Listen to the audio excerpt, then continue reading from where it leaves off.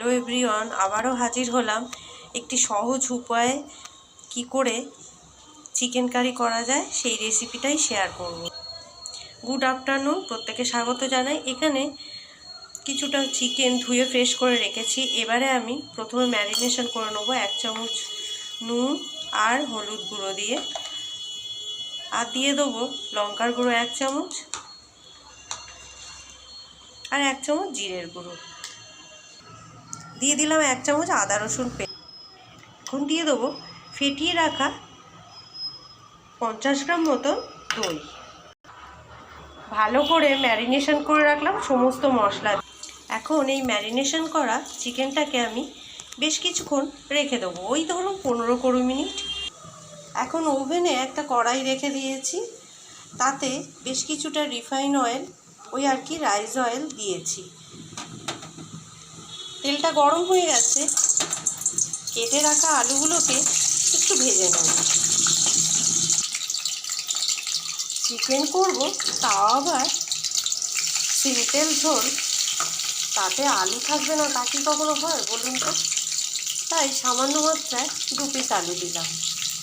এবার নুন হলুদ দিয়ে একটু হালকা করে ভেজে রাখা আলুগুলোকে এবার আমি তুলে নেব।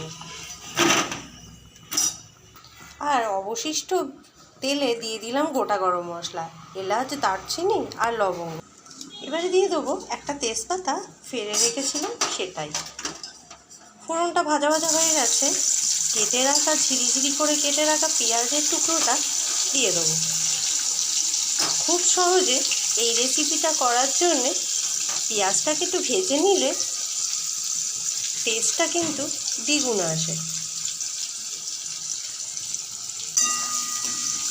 1-2 মিনিট একটু লালচে হওয়া পর্যন্ত অপেক্ষা করব।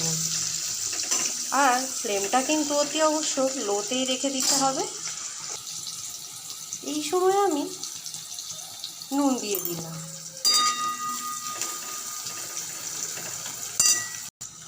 আর দিয়ে দিলাম 4 চামচের 1 চামচ। বেশ লালচে কালার হয়ে গেছে পেঁয়াজের। এখন আমি ম্যারিনেশন করা চিকেনটাকে দিয়ে দিলাম। ভালো করে এবারে মশলা দিয়ে চিকেনটাকে কষিয়ে নিচ্ছি। আমি কিন্তু আলাদাভাবে আর কোনো মশলা অ্যাড করিনি, যেহেতু চিকেনের ম্যারিনেশনের সময় সমস্ত মশলা দিয়ে দিয়েছিলাম। এখন আমি দিয়ে দিল চিড়ে রাখা কয়েকটা কাঁচা লঙ্কা।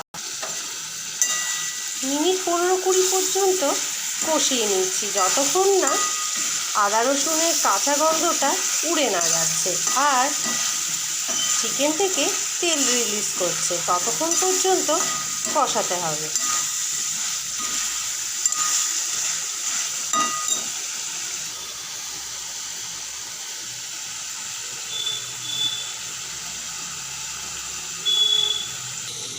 বেশ কিছুটা তেল রিলিজ হয়ে গেছে, আর এখন কিন্তু মশলাটার কাঁচা গন্ধ উড়ে গেছে। তাই আমি সামান্য মাত্রায় জল অ্যাড করলাম।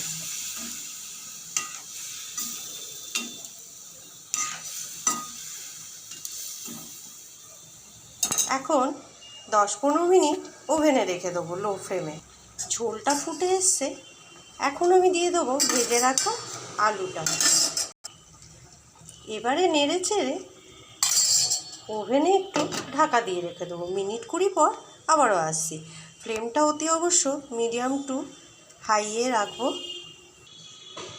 চলে আসলাম 15-20 মিনিট পর। এবার দেখে নেওয়া যাক সেদ্ধ হয়েছে কি না। সেদ্ধ হয়েছে।